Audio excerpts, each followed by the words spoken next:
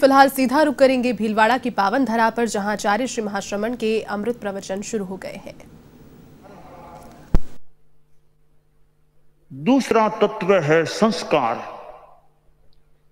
और तीसरा तत्व है आचार।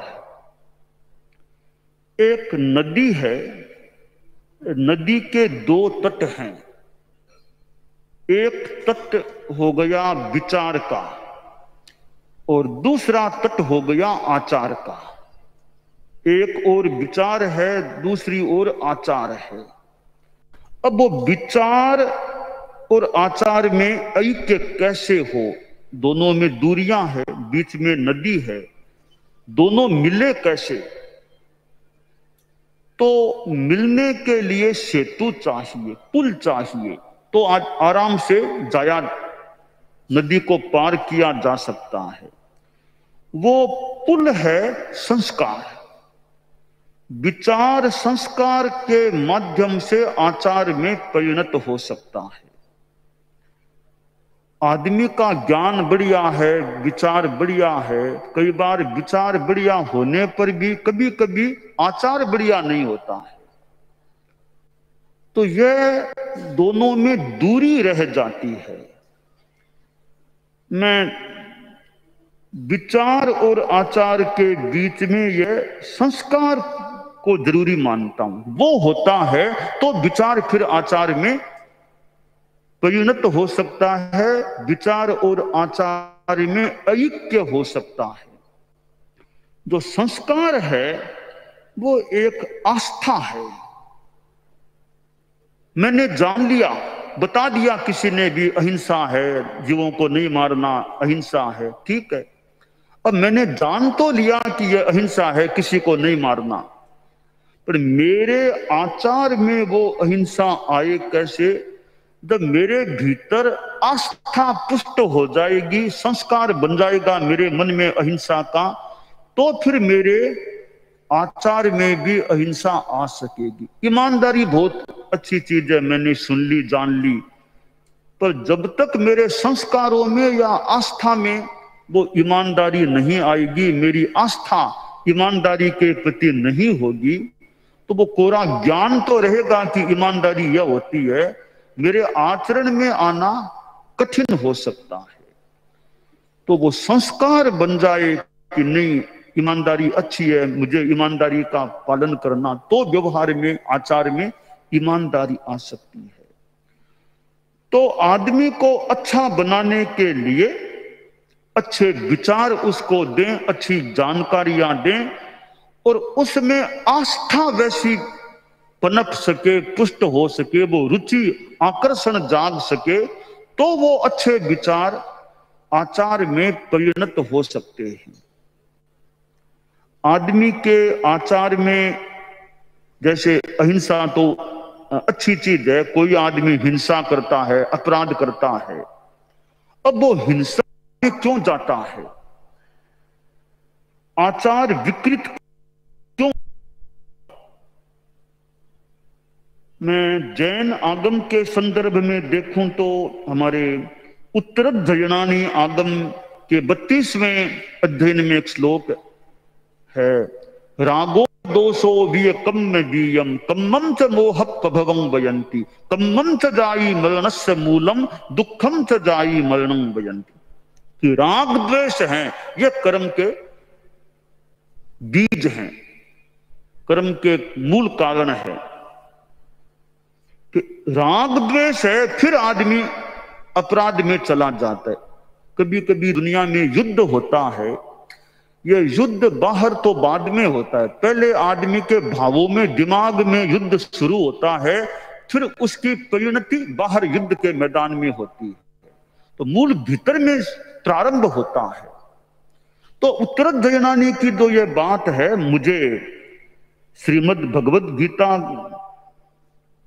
के श्लोक भी याद का प्रसंग, प्रकरण याद आ रहा है। श्रीमद् भगवद गीता में अर्जुन श्री कृष्ण से प्रश्न करता है, अथ केन प्रयुक्तोयम पापम चरति पुरुषः अनिच्छन्न की वासने यह बला दिव नियोजित है। श्री कृष्ण से पूछा कि हे श्री कृष्ण, ये आदमी पुरुष किसके द्वारा प्रेरित होकर पाप का आचरण करता है? मानो आदमी चाहता नहीं पाप करना, कोई उसे जबरदस्ती मानो पाप की ओर धकेल देता है। वो धकेलने वाला तत्व कौन है जो पाप की ओर धकेलता है पुरुष को? वहां गीता में श्री कृष्ण इस प्रश्न के उत्तर में कहते हैं, काम एषः क्रोध एषः रजो गुण समुद्भव है, महाशनो महापाप्मा विद्धेन मिह वैरिणम।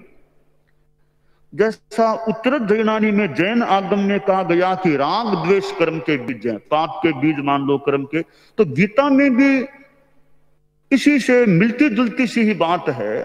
तो अर्जुन ने जो प्रश्न किया कि यह आदमी को पाप में धकेलने वाला कौन है? जबरदस्ती मानो वो आदमी पाप करने लग जाता है, वो जबरदस्ती कौन कराता है?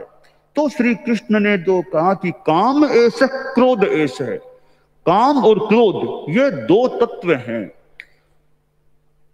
जो गुण से उत्पन्न, और ये दोनों तत्व महासनो महापापमा बड़े पापी हैं, बड़े खाने वाले हैं, ये वैरी हैं, आदमी के वैरी काम और क्रोध हैं। ये काम और क्रोध भीतर में होते हैं और आदमी का नुकसान करते हैं। जैसे संस्कृत का प्रसिद्ध सूक्त है, आलस्यम ही मनुष्याणाम शरीरस्थो महारिपुः, कि आलस्य मनुष्यों का महान शत्रु है और वो शरीर में रहने वाला है। तो वो तो शरीर में रहने वाला, ये काम क्रोध तो मानो भावों में रहने वाले और भी भीतर रहने वाले हैं, और ये भीतर बैठे बैठे आदमी का संचालन कर देते हैं। आदमी को अब क्या पाप कराना, क्या पाप कराना। जो वो काम की भावना है, इच्छा होती है, इच्छा भी बहुत ज्यादा बढ़ती है, लोभ जागता है, आदमी अपराध में चला जाता है। या गुस्सा आ गया तेज, आदमी हिंसा कर सकता है। तो काम क्रोध ये दो एक मानो मूल अपराध के जनक, अपराध के कारण है। अब एक महत्वपूर्ण प्रश्न है, हमने जान तो लिया भले राग द्वेष कर्म के बीज ये जैन आगम की बात हो, चाहे ये श्रीमद् भगवत गीता की बात है, काम क्रोध है। अब प्रश्न है भी इन कारणों को कैसे कंट्रोल में रखा जाए, कि अपराध के कारण ये हैं, अब इनको कैसे एकदम कंट्रोल में करना तो बहुत बीतराग की बात है। हमारे जैन आगम में बीतराग शब्द आता है और स्थितात्मा भी आता है। मैं भगवत गीता में देखूं तो स्थित प्रज्ञ शब्द आता है। दूसरे अध्याय में जो स्थित प्रज्ञ का छोटा सा प्रकरण चलता है कि स्थित प्रज्ञ कौन होता है, कि प्रजहाति यदा कामान सर्वान पार्थ मनान आत्मन्येवात्मना तुष्ट है स्थित प्रज्ञस्तदोच्यते दुखेषु नुद्विग्न मनः सुखेषु विगत स्पृह है बीत राग भय क्रोध है स्थित धीर मुनि रुच्यते।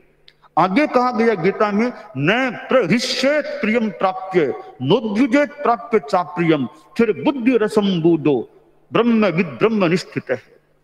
तो हम जैन आगम में देखते हैं, समया धम्म मुदा हरे मुनि लाभा लाभे सुहे दुखे जीविए मरणे तहा समो निंदा प्रशंसासु तहा मानाव मानओ अनिश्चियो इहम लोए परलोए अनिश्चियो वासी चंदन कप्पो ये असने अनसनेता। ये हमारे जैन आगम के श्लोक हैं।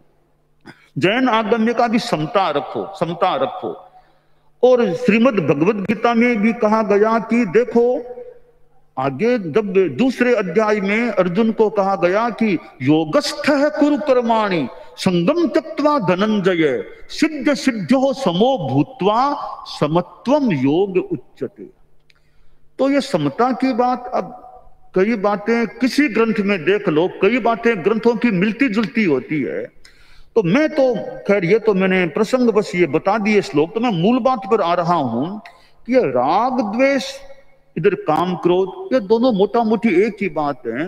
ये आदमी के जितने कंट्रोल में रहते हैं तो आत्मा भी निर्मल रहती है, आदमी का आचार भी अच्छा बन सकता है। जो आचार को विकृत करने वाले ही तत्व हैं, राग द्वेष काम क्रोध, ये कैसे संतुलित हो।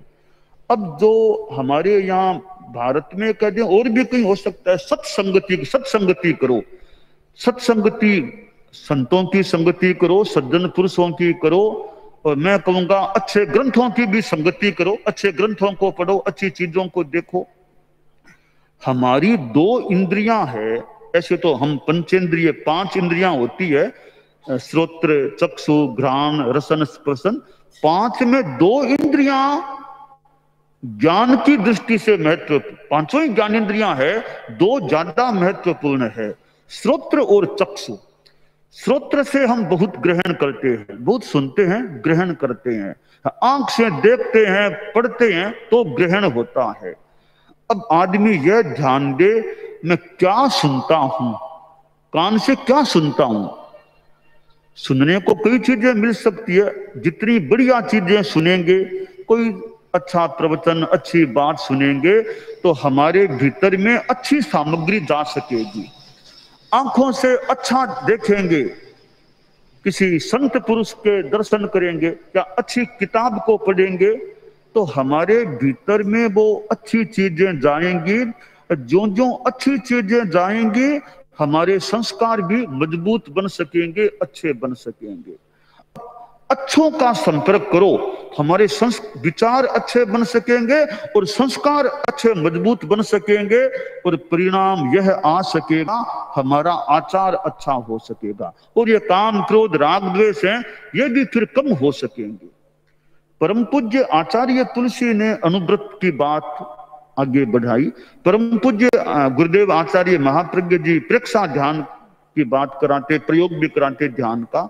अब ये ध्यान कह दें, स्वाध्याय कह दें, यम नियम कह दें, अनुव्रत कह दें, इनको जो जो आदमी ग्रहण करता है तो हमारे संस्कार भी फिर मजबूत बन सकते हैं और आचार भी अच्छा बन सकता है। ये संकल्प है आदमी का, संकल्प किसी की प्रेरणा से, खुद के चिंतन से, भावों की शुद्धि से वो संकल्प अच्छा जाग जाए तो संस्कृत में जैसे शिव संकल्प मस्तु में मन है, हमारा मन है वो शिव कल्याणकारी निरुपद्रव अच्छे संकल्पों से युक्त बने, अच्छे संकल्प जागे हैं, अच्छा आचरण भी बन सकता है। तो हम सपना लेना, कल्पना करना एक बात है, कल्पना कर ली, कल्पना सी कर ली, अब वो कल्पना संकल्प बन जाए, फिर वो संकल्प एक संस्कार के रूप में मान लो संकल्प है, फिर वो हमारा आचार भी अच्छा बन सकता है। तो ये विचार है, फिर वो उस पर आस्था मजबूत हो जाए, अनुप्रेक्षा से, चिंतन से, प्रेरणा से, भाव शुद्धि से संस्कार मजबूत बन जाते हैं तो आचार भी अच्छा बन सकता है। कई बार बच्चों के लिए हमारे यहाँ वो संस्कार निर्माण शिविर की बात चलती थी, अभी तो थोड़ा कोरोना है का काल था। संस्कार निर्माण शिविर यानी बच्चों में अच्छे संस्कारों का निर्माण कैसे हो सके। अब बच्चों को भी प्रेरणा दें, अच्छे संस्कार आ सकते हैं, वो उन वे आचार भी अच्छा बन सकता है। वो एक बच्चा ही था तो माँ ने कहा बच्चा देखो अपने को झूठ नहीं बोलना चाहिए, गलत बात नहीं कहनी चाहिए, है वैसी बात ही कहनी चाहिए, बाह्य आकर्षण में आकर, लोभ में आकर झूठ नहीं बोलना चाहिए। बच्चे में बार बार माँ ने कहा तो संस्कार बन गया कि झूठ नहीं बोलना चाहिए। वो बच्चा थोड़ा बड़ा हुआ तो लकड़ियां काटने के लिए वह जंगल में जाता था, पेड़ को लकड़ियां काटता था। तो एक दिन वह जा रहा था, कुल्हाड़ी पास में थी, बीच में एक पास में नदी आती थी, तो वो कोई नदी के पास चला गया तो अकस्मात वो कुल्हाड़ी छूट करके नदी में, पानी में अंदर चली गई। तो बच्चा ही था तो रोने लग गया कि मेरी कुल्हाड़ी गिर गई, नदी में गिर गई, अब मैं कैसे लकड़ी काटूंगा, कैसे मेरा घर का काम चलेगा, रोने लग गया। उस जंगल में एक यक्ष रहा करता था, यक्ष का कोई पेड़ था, वहां वो रहा करता था। तो उसने देखा रे बच्चा रो रहा है, इसकी सहायता करनी चाहिए।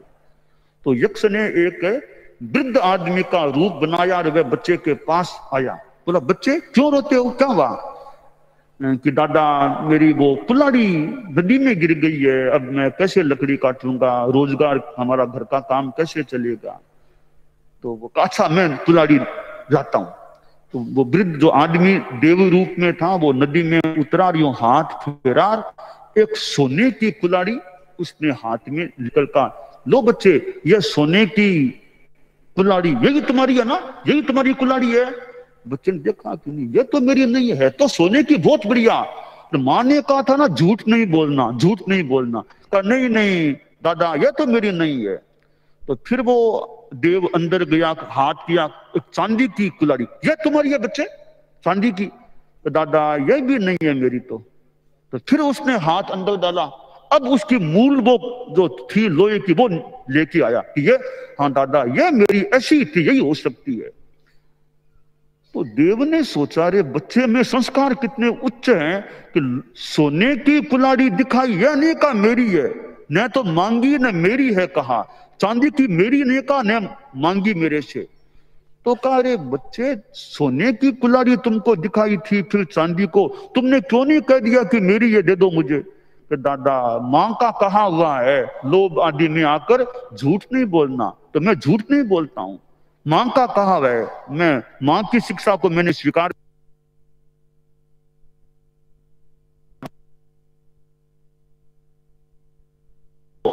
प्रेम से भेंट में दे दूं तो कि दादा मेरे पास एक है ही, मैं उसी से काम कर सकता हूं, उसी से काम चलता है, मुझे सोने की क्यों चाहिए? नहीं बेटा इच्छा हो गई मेरी, आप इच्छा से भले दे दो, तो कुल्हाड़ी मेरी नहीं, यह बात साफ है। तो एक बच्चे में अब वो संस्कार आ गया, सच्चाई का, ईमानदारी का।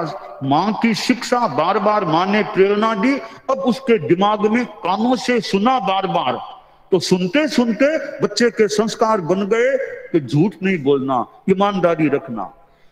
तो आज बाल पीढ़ी है, बच्चों में भी, विद्यालयों और महाविद्यालयों, विश्वविद्यालयों में भी, जो आचार्य तुलसी, आचार्य महाप्रज्ञ जी जीवन विज्ञान की बात भी कहते थे। तो यानी अच्छे संस्कार कैसे आए? तो राष्ट्रीय स्वयंसेवक संघ के सरसंघ चालक श्री भागवत जी का आना हुआ है, और हमारे पास कार्यकर्ता के ये स्वयंसेवक जो भी यदा कदा आते रहते, यदा कदा यात्रा में मिलते रहते हैं, यहाँ भी कितनी मिलते रहते हैं। तो एक बड़ा संगठन है, और कितने विद्यालयों, कितने कितने विद्या संस्थान, सेवा भारती, विद्या भारती, तो कहाँ कहाँ विद्यालयों से हमारा संपर्क।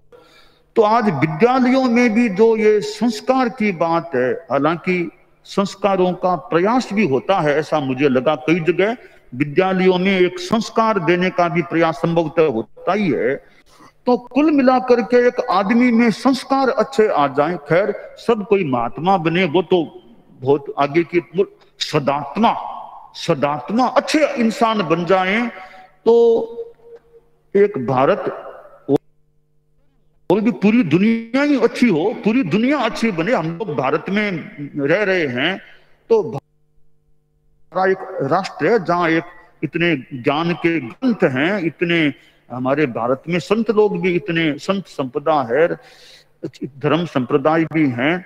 तो भारत में एक अच्छी संपदा है। तो यह संस्कार का निर्माण का कार्य और चलता रहे तो ये भारत का पूरा विश्व ही बहुत ज्यादा अच्छा बन सकता है। तो राष्ट्रीय स्वयंसेवक संगठन के श्री सरसंघ चालक जी से नागपुर में मिलना हुआ था, और नागपुर में हमारा जाना हो गया। उसके बाद हम चल के यहाँ आ गए। चतुर्मास हमारा चल ही रहा है, तो चतुर्मास का समय है, इसमें लोगों से संपर्क भी होता है और जनता को भी एक व्यवस्थित रूप में कुछ प्रवचन आदि के माध्यम से बताने का अवसर भी मिलता है। तो हमारे ये भारत के जो भी ज्ञान के ग्रंथ हैं वो हमारे जैन आगम हैं, हम जैन आगमों की भी चर्चा उनके आधार पर प्रवचन करते रहते। और भी हमारे भारत के जो संस्कृत भाषा में एक और भी विभिन्न भाषाओं के ग्रंथ हैं, उनमें ज्ञान को लिया जाए तो सच्चाई अच्छाई जहां से भी मिले सच्चाई अच्छाई का आदर करना चाहिए। वो मेरे पास है तो भी ठीक है, आपके पास और कहीं भी सच्चाई अच्छाई है, वो व्यक्ति चाहे कोई हो, ग्रंथ चाहे कोई हो, पंथ चाहे कोई भी हो, संत चाहे कोई भी, अच्छाई सच्चाई कहीं पर भी है, उसके प्रति हमारे मन में सम्मान और आदर का भाव होना चाहिए। और यथार्थ जहां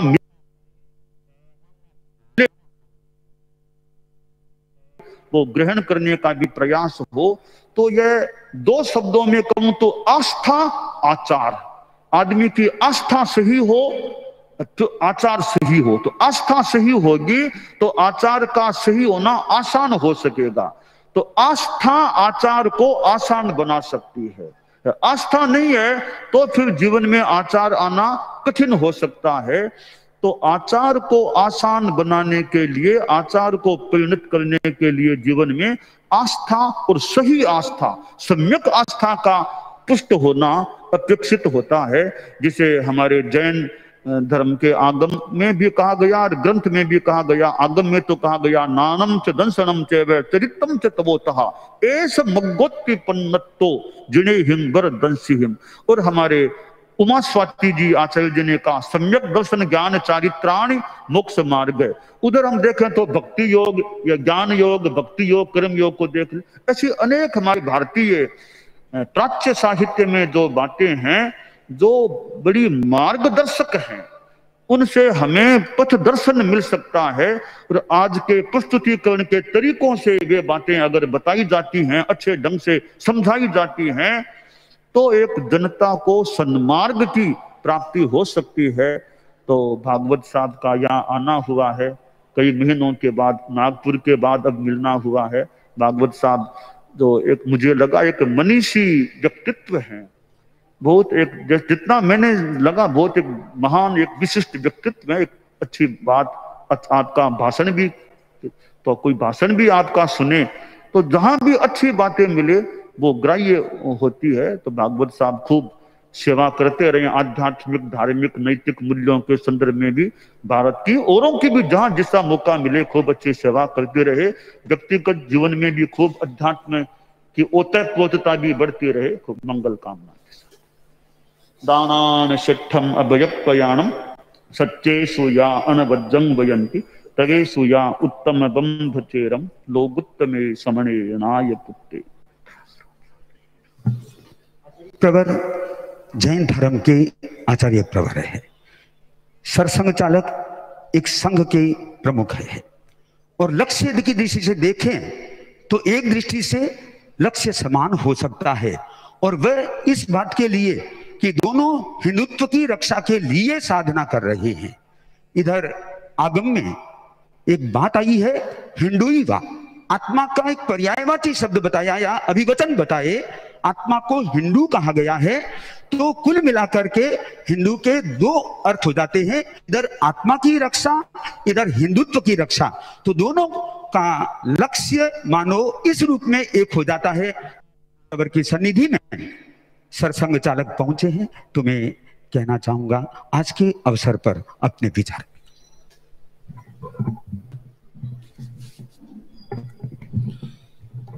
परम श्रद्धेय आचार्य ऋषि के चरणों में वंदन करता हुआ सभी साधुगण साध्वीगण को विनम्र नमस्कार करता हुआ मैं अपना निवेदन प्रस्तुत करता हूं। वैसे यहाँ तो मैं कई अच्छी बातें सुनने के लिए आता हूँ, क्योंकि इधर अध्यात्म का काम है, उधर भौतिक जगत का काम है। ऐसा माना जाए तो भी अपने देश में सब बातों का आधार अध्यात्म ही है। तो हमारे यहाँ मिलकर सबने चलना, सबकी मिलकर उन्नति होना, एक दूसरे में दूरी द्वेष शत्रुता पैदा नहीं होना, एक दूसरे के साथ आत्मीयता का भाव रखते हुए एक दूसरे को सहायता करते हुए आगे बढ़ना, ये जो काम है वो धर्म का काम कहा गया है। और उस धर्म का श्रीमद् भागवत में चतुष्पाद रूप 4 पाद उसके बताए गए। पहला है सत्य। तो सारी बात सत्य के आधार पर ही होती है। जो है उसके साथ जो चलता है वो चलता है, जो है उसके मुख मोड़कर जो नहीं है उसके पीछे दौड़ने वाला ठोकर खाता है। ये तो समझ में आने वाली बात है। और इसलिए हमारे भारतवर्ष में सत्य का अन्वेषण हुआ है, और सत्य का अन्वेषण करने के बाद ये पाया गया है, जैसा हमारे यहां एक शब्द आया अभी, अनेकांतवाद, कि सत्य का दर्शन तो मैं कर रहा हूं लेकिन मेरी आंखों से कर रहा हूं, और मैं जिस तरफ हूं उधर से देख रहा हूं, तो मैं जो देख रहा हूं वही सही है, बाकी गलत है, ऐसा नहीं हो सकता। तो जितने सारे देख रहे उन सबका देखना और उसका प्रत्यक्ष होना, इसका जो कुल मिलाकर आता है कुछ स्वरूप, वो सत्य है, वो मैं अकेला नहीं जान सकता। इसलिए इधर सनातन परंपरा में एकम सद्विप्राह बहुधा वदन्ति ऐसा कहा है। लेकिन बात है कि वो पहला चरण है और उसके आधार पर बाकी सब है। अहिंसा भी हमारे यहां सभी, हमारे भारत के सब पंथ संप्रदायों में ये कहा गया है। क्यों? इसलिए कि सत्य अगर ये है कि हम सब एक दूसरे के शत्रु नहीं है, हमको अगर अपना नाता वर्णन करना है तो हम भाई है एक प्रकार से। कहीं पर माना गया है एक ही है, कहीं पर माना गया है एक दूसरे के है। और इसलिए हमारा रिश्ता शत्रुता का नहीं हो सकता, मित्र बंधुता का ही हो सकता है। तो मित्रों बंधु में व्यवहार कैसा चाहिए? व्यवहार चाहिए, नहीं तो वो मित्रता रहती नहीं। वो निंदक और चापलूस, इनकी बात अलग है। निंदक को तो निंदा ही करनी है, चापलूस को झूठा ही बोलना है। लेकिन जो सही देखता है वो तो यही देखता है कि अगर हम बंधु और मित्र हैं तो हमको अहिंसा से ही रहना है। और इसलिए दूसरा चरण करुणा बताया गया, क्योंकि अहिंसा ये संवेदना से निकलती है। मैं किसी को कष्ट न दूं, क्यों? जो मेरे लिए अच्छा है वो ही दूसरों के लिए भी अच्छा है। जो मुझे अच्छा नहीं लगता वो दूसरों के साथ नहीं करना, क्योंकि जब मुझे अच्छा नहीं लगता, दुख होता है, तो क्या वेदना है वो संवेदना मैं जानता हूं, वही उसमें पैदा करना मैं नहीं चाहता। और इसलिए अहिंसा को ही करुणा कहा गया भागवत में। और उसके लिए तन मन का पवित्र होना आवश्यक है, ये विचार हो गया। आचार में वैसा होना आवश्यक है, क्योंकि आत्मा में तो सब विचार है, शुद्ध है, प्रबुद्ध है, परंतु शरीर मन बुद्धि विकारों के अधीन होती है, मलिन हो जाती है और आचार को ढक देती है, तो योग्य आचार नहीं होता। तो उसको साफ रखना, इसलिए कहा गया शुचिता। और ऐसा सब होने के लिए नित्य प्रयास करना पड़ता है, उसको कहा गया तपस। ये 4 बातें धर्म का मूल है। ऐसा कहते हैं कि कलियुग में केवल एक चरण बाकी है, कलि प्रवृत्ति ने बाकी 3 चरण काट दिए। लेकिन कलियुग में भी कलि प्रवृत्ति ने बड़े ही काट दिए होंगे, लेकिन मनुष्य अपने प्रयास से बाकी 3 चरणों को भी पा सकता है। हमारे यहां सारे हमारे ज्ञान निधि में, हमारा ज्ञान निधि प्रचंड है। चतुर्वेदा पुराणानि सर्व उपनिषदस्तथा रामायणम भारतम च गीता सद्दर्शने, संतों के उपदेश, जैनागमा त्रिपिटका गुरु ग्रंथ सतांगिरा। इतना बड़ा एष ज्ञान निधि श्रेष्ठ श्रद्धेयो हृदय सर्वदा। अब इतना बड़ा ज्ञान निधि एक जन्म में तो आत्मसात करना बहुत कठिन बात है, परंतु क्योंकि उन सब में अलग अलग प्रकार से, अलग अलग दिशाओं से, अलग अलग वर्णन के द्वारा एक ही बात का वर्णन है, हम कहीं भी जाकर सुन लेते हैं, हमको पूरा मिल जाता है। मैं जो आता हूं ऐसा सुनने के लिए ही आता हूं, क्योंकि मुझे भी वहां जो काम करना है वो काम तो दूषित वातावरण में करना पड़ता है, उसको साफ करने का काम है। एक तरह से हम सफाई कर्मचारी हैं। तो ड्रेनेज में उतरना पड़ता है, कभी कभी नाली साफ करनी पड़ती है, कभी कभी शुद्ध हवा में भी रहते हैं, परंतु रोज अपनी सफाई तो करनी पड़ती है। तो ये जो सारा उपदेश है, जो श्रवण से ग्रहण किया जा सकता है और आंखों से पढ़ा जा सकता है, उसके मूर्तिमान रूप लोग जहां है, तुल्य निंदा स्तुतिर्मौनी संतुष्टो येन केनचित अनिकेत स्थिरमति। मैं आचार्य का ही वर्णन कर रहा हूं, लेकिन ये वर्णन गीता में बताया। तो वहां तो पढ़ना भी नहीं पड़ता, सुनना भी नहीं पड़ता, देखने को मिलता है। जो बात अपरिचित है, सुन के कुछ कल्पना आती है, पढ़ के कुछ कल्पना आती है, लेकिन देख ले तो पढ़ने सुनने की भी जरूरत नहीं, ऐसा होता है। तो इसलिए तो मैं आता हूं। लेकिन ये जो मूल बात है अपनी, सत्य अहिंसा शुचिता तपस, उसी का वर्णन हमारे सर्वत्र है। और जैसा आचार्य श्री ने कहा कि ये तो विचार है, लेकिन आचार में उसका परिवर्तन होना चाहिए। तो वो संस्कारों का सेतु बनना चाहिए। वो कैसे बनता है वो भी आ ही गया है, मैं मेरे अनुभव से बताता हूं। वही बात तो वही है। तो ये बात ठीक है कि अच्छा सुनना और अच्छा पढ़ना ये अनिवार्य अंग है उस तपश्चर्या के। आपको जिस दिशा में मन को लगाना है, तो मन को वो दृश्य देना पड़ता है। गलत बातों के दृश्य उपलब्ध है, मन को बताने की भी जरूरत नहीं। उसकी दिशा अधोमुखी है तो भागता है उधर। उसको अगर ठीक से लगाना है रास्ते पर, तो उनसे ज्यादा शक्तिवान ऐसा वाचन में से अथवा उत्तम वाणी में से, अनुभूत वाणी में से, सरल प्रेममय वाणी में से उपदेश भी उसने सुनना चाहिए। ये भी मनुष्य कर लेता है, लेकिन उसको वैसा होना है, उसकी इच्छा उसमें से उत्पन्न होती है। मनुष्यत्व मिला है सत्संग के कारण, महापुरुष संश्रय के कारण मुमुक्षत्व भी मिल जाता है। जन्म से भी प्राप्त होता है, नहीं तो इस सत्संग से भी प्राप्त होता है। फिर वो एकदम जड़ भौतिकवादी जीवन से ऊपर उठकर आध्यात्मिक जीवन की ओर जाना चाहता है, तो उसको हाथ देकर उस ओर बढ़ाने वाला व्यक्ति चाहिए। गुरु कहिए, कुछ भी कहिए, लेकिन उसको क्या करना है? कुछ गुरु को करना है, कुछ जो मुक्ति चाहता है उसको करना है। तो जिसको ये कराना है, लोगों को ऊपर लाना है, पहले उसको, वो किसी भी स्तर हो, उसको उस स्तर पर जाना पड़ता है, उनके जैसा बनना पड़ता है।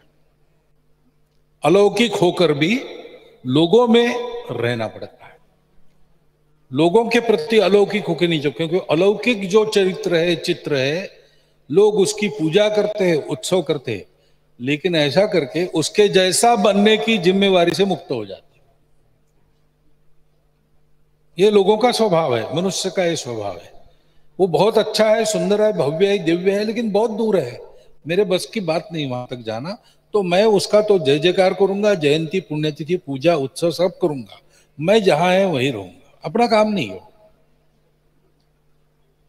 लेकिन वो अच्छा है, तो फिर वो अच्छाई तक का जो रास्ता है, जो बड़ा कंटका किरण लगता है, मेरे जैसा कोई अगर 2 कदम आगे जा रहा है तो मैं उसका हाथ पकड़ के, वो जाता है मेरे जैसा ही है, तो 2 कदम तो मैं भी जा सकता हूं। तो गुरु को 2 कदम आगे उस रास्ते पर अपने शिष्य के निकट रहना पड़ता है। ये विशेषता है। हम सनातनी परंपरा में कहते गुरु गोविंद दोनों खड़े, काके लागू पाए।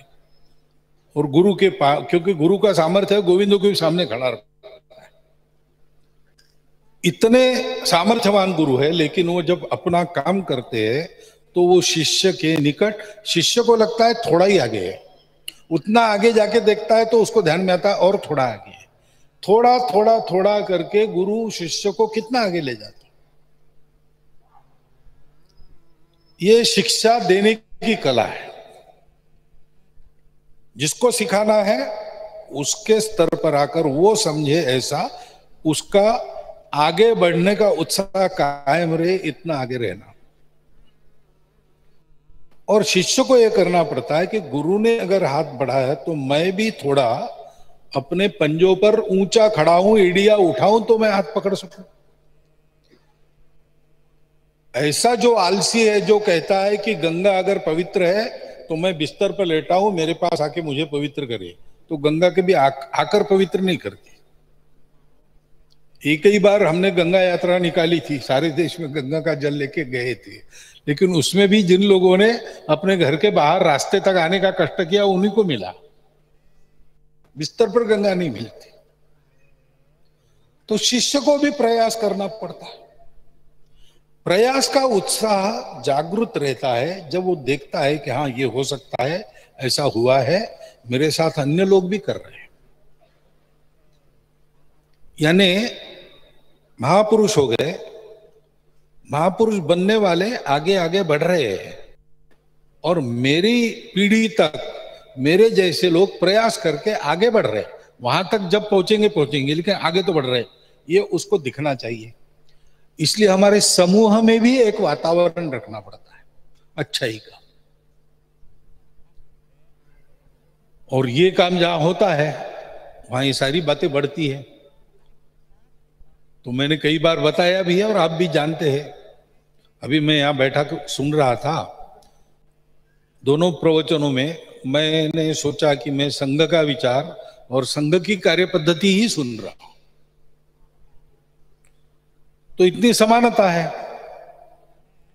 अब हमारे पास आध्यात्मिक अनुभूति वाले सब लोग हैं ऐसा नहीं है, इसी प्रकार सब काम करते हैं, लेकिन जितना वो आगे बढ़े अध्यात्म के बारे में उतना ही बोलते हैं हम संघ में, उससे ज्यादा नहीं बोलते। हम बाकी सद्गुणों को बताते हैं, जैसे काम क्रोध से दूर रहो, तो आध्यात्मिक बात है ही, और अध्यात्म के बिना वो हो भी नहीं सकता पूरा, लेकिन एक मात्रा तक संयम तो रख ही सकता है आदमी।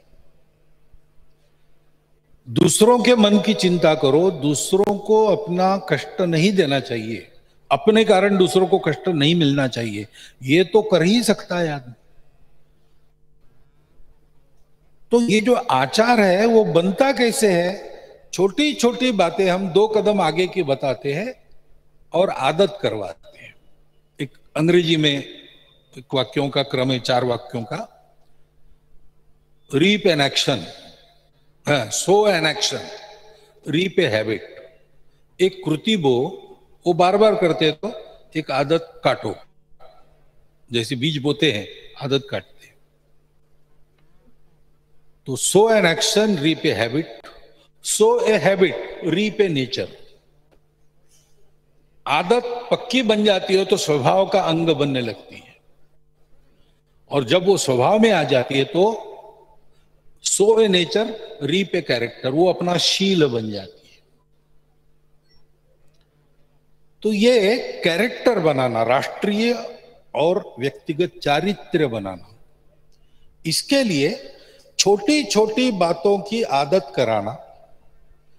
आदत करने का काम कष्टकर है, तो आनंद का वातावरण रखना, सरल कार्यक्रमों के द्वारा आनंद कराना, उसकी आदत कराना, आत्मीयता का वातावरण रखना, तो आदमी उस पद पर जाने अनजाने बढ़ते रहता है, और जब समझने की उसकी पात्रता आती है तब वो जानता है कि मैंने जो किया है वो क्या है और आगे जो करना है वो क्या है। ऐसा ये काम अपना चलता है। और उसके लिए और एक बात आवश्यक है, बीज बो, ऐसे ही कहावत है ना, सो ए हैबिट। तो बोने के लिए बीज चाहिए, पहली बात। बीज है तो वृक्ष मिलेगा, बीज ही नहीं है तो वृक्ष नहीं मिलेगा। लेकिन केवल बीज, जमीन चाहिए, और जमीन तैयार चाहिए। फेंक दिया बीज जमीन पर तो बहुत कम जमीन ही पहले से इतनी तैयार है, जहां बीज पड़ा तो अंकुरित होता है। बिहार में अपने ताल क्षेत्र है, गंगा के दहाने में प्रतिवर्ष बाढ़ आती, गंगा सारा वो अपनी मिट्टी लेके वहां आ जाती, 4 महीने रहती, चली जाती। जाने के बाद गंगा के वो मिट्टी वहां रह जाती, उसमें अगर चना आपने फेंक दिया तो फिर आपको काटने के लिए ही जाना है, इतनी उपजाऊ। लेकिन ऐसा कम रहता है। मनुष्यों में भी जो जन्मतः पूर्व कर्मों के कारण तैयार होके आए हैं, इसलिए कुछ छोटी बात बन जाती है जिससे एकदम वो बीज उनमें पनपता है, क्योंकि वो पहले से तैयार है। सामान्य तो समाज की अवस्था ऊसर जमीन जैसे रहती है, उसको तैयार करना पड़ता है, और ये तैयार करने का काम अपनी आत्मीय निकटता करती है, क्योंकि सब में आत्मा है, सब एक ही है अथवा एक दूसरे के है। तो हम सबको देखते हैं तो अपनत्व की दृष्टि से, कुछ उनके बारे में करते हैं तो उनके कल्याण की दृष्टि से, कुछ उनको सुनाते हैं तो उनका हित हो ऐसा ही सुनाते हैं। ऐसा जब व्यवहार रहता है तो मनुष्य उस आदमी का कहा हुआ करने की प्रवृत्ति, माता का सुना उस बालक ने, माता कोई बड़ी तत्वज्ञ रही होगी वगैरह ऐसा नहीं, लेकिन माता की जो ममता है तो पुत्र सदा उसका अंकित रहता है। और इसलिए माता ने कहा झूठ बोलना पाप है, इसका मतलब झूठ बोलना पाप है। कोई सबूत की आवश्यकता नहीं, तर्क की आवश्यकता नहीं, किस ग्रंथ में हो बताओ, कोई जरूर नहीं। हमारी माँ ने कहा है, अपने आदमी ने कहा है। आप्त वचन प्रमाण, ऐसा एक प्रमाण का प्रकार भी है। जब मनुष्य की क्षमता नहीं थी प्रत्यक्ष देखने की, या तर्क से अनुमान तक आने की, या देखने वाले बातों से अनुमान लगाने की, तो आखिरी बताया आप्त वचन। जो अपना है उसका कोई अपना स्वार्थ नहीं है, उसका वचन प्रमाण है। इसलिए संत वचनों पर शंका करने का कारण नहीं होता, क्योंकि संतों को कुछ नहीं चाहिए, अनिकेत है, वो स्थिरमति है, उनको निंदा स्तुति से कोई फर्क नहीं पड़ता, और उनको संतुष्ट करने के लिए कुछ नहीं करना, छोटी सी बात संतुष्ट हो जाते। उनका अपना कोई स्वार्थ नहीं रहता, सबके प्रति प्रेम रहता है। वो अगर कहते हैं तो वो सही होगा, नहीं तो वो हमको नहीं कहते। ऐसा संबंध बन जाता है तो जमीन तैयार होती है। वहां फिर आप बोलकर अपनी कृति को उदाहरण स्वरूप उसके सामने रखकर अथवा श्रवण के द्वारा कुछ बीज डाल देते हैं तो वो जरूर अंकुरित होता है और बड़ा होता है। ये जो मनुष्यों को संस्कार देने का शास्त्र आज करने की बहुत जरूरत है। महाराज जी ने बिल्कुल ठीक कहा। सर्वत्र दुनिया में पहली समस्या कौन सी है? संस्कार लोग हैं। बाहर के बहुत है, मैंने बाहर की बातों का उल्लेख किया जाए तो लंबी सूची है, लेकिन मैं कहूं कि भद्दी आदतें डालने वाले वीडियो से लेकर तो तालिबान तक सभी संकट है, सबको है, सभी चिंतित है। लेकिन अगर मैं इतना पक्का हूं कि मेरा कुछ नहीं बिगाड़ सकते तो मुझे चिंता करने की आवश्यकता नहीं। डरना इसलिए पड़ता है कि हम मजबूत नहीं है, इसलिए हम इस दृष्टि से सबल बन जाए। इसका मतलब है प्रत्येक घर में ये संस्कार हो, और वो हम अभी से शुरू कर सकते हैं। यहां जो गृहस्थ बैठे हैं अभी से शुरू कर सकते। क्या करना है? अपने घर में सदाचार का वातावरण रखना है। घर के बड़े लोगों का उदाहरण चाहिए, उनके उदाहरण गलत नहीं होने चाहिए। बच्चों को जो है वैसा है ऐसा बताना चाहिए, जो सही है वो बताना चाहिए, जो सही है वो करना चाहिए, और प्रेम से उनको समझाना चाहिए। अच्छा पढ़ना, अच्छा सुनना, अच्छा चिंतन करना, इसमें उनको लगाना चाहिए। सप्ताह अगर अपने घर में सबके साथ हम बैठे, श्रद्धानुसार भजन भोजन किया और एक 2-3 घंटा चर्चा की और इन बातों की चर्चा की, तो घर के बच्चों में भी वो सत्प्रवृत्ति आ जाएगी। बाहर कितना भी बिगाड़ने वाला वातावरण रहे वो उसके अधीन नहीं होंगे। बच्चे की प्रवृत्ति 3 साल तक तैयार हो जाती है, आयु के 6 साल तक पक्की हो जाती है, और आगे 12वें साल तक वो अपने माता पिता के कहे पर श्रद्धा रखकर निश्चित रूप से चलता है। उन 12 वर्षों में उसकी तैयारी ठीक करो, बाद में जिसको अंग्रेजी में टीन एज कहते हो और तारुण्य में उसका अधपतन नहीं होगा, क्योंकि उसमें विवेक रहेगा। ये दिखता बहुत अच्छा है, आकर्षक भी है, लेकिन अच्छा नहीं है। वो दिखता उतना अच्छा नहीं होगा, रूखा सूखा होगा, लेकिन यही मेरे लिए हितकर है। यत्तदग्रे विषमिव परिणामे सुखोपमम तत्सुखम सात्विकम प्रोक्तम। तो सुख की ओर सब भागते हैं, लेकिन सात्विक सुख कौन सा है ये पहचानने का विवेक उसका तैयार हो जाता है, फिर वो नहीं बिगड़ता। तो आपने कुछ संकेत किया, मैं क्या बोलूं उस पर मैं बोला हूं। उपदेश करने का मेरा भाव नहीं है। आप सबसे जो सुना है वो मेरे शब्दों में प्रक्रिया करके मैं आपके सामने रखता हूं। आपने सुना, मैं कृतज्ञ हूं। बहुत बहुत धन्यवाद। आचार्य श्री महाश्रमण चतुर्मास व्यवस्था समिति के अध्यक्ष श्री प्रकाश जी सुतरिया।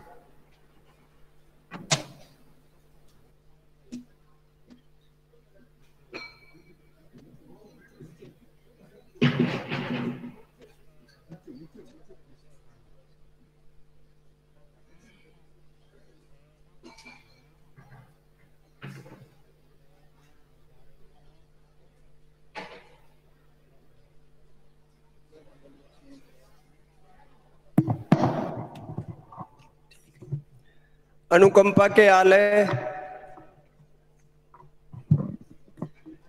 समर्पण के शिवालय, दया के देवालय, शांति दूत आचार्य प्रवर के पादार बिंद में भाव भरा वंदन नमन। सरस्वती स्वरूपा मातृ हृदय साध्वी प्रमुखा श्री जी को वंदन नमन। मुख्य मुनि प्रवर, मुख्य नियोजिका जी, साध्वी वरिया जी एवं समस्त श्वेत रश्मियों को मेरा वंदन। पधारे हुए विशिष्ट अतिथि महोदय एवं समस्त सहधार्मिक बंधुओं, सादर जय जिनेन्द्र। दो धाराओं के संगम के यह पवित्र पल पोर पोर को पुलकित व रोम रोम को रोमांचित करने वाले हैं। हम देखते हैं दो हाथ मिलते हैं तो नमस्कार की मुद्रा बनती है, दो पलकें मिलती है तो ध्यान की मुद्रा बनती है। वैसे ही यह दो धाराओं का मिलन विश्व को नई दिशा प्रदान करने वाला सिद्ध होगा।